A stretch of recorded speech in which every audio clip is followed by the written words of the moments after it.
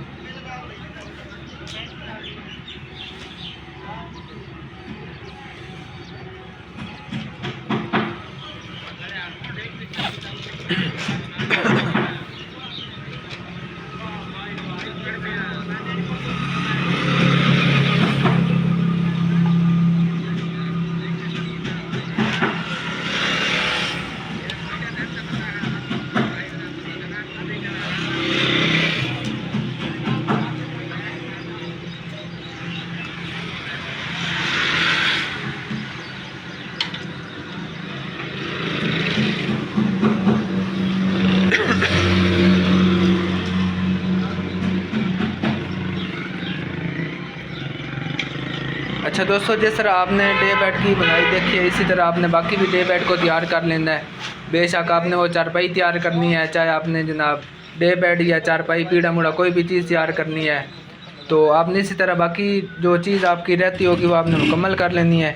मुझे उम्मीद है कि आपको आज की हमारी ये वीडियो बहुत पसंद आई होगी। अगर आपको हमारा काम पसंद आता है तो इसको आगे ज़्यादा से ज़्यादा शेयर कीजिए। दुआओं में याद रखिएगा। अल्लाह हाफिज़। पाकिस्तान जिंदाबाद। फ़तेह दीन चारपाई मेकर, मेन सरगोदा, जंग रोड, सियाल शरीफ। अल्लाह हाफिज़।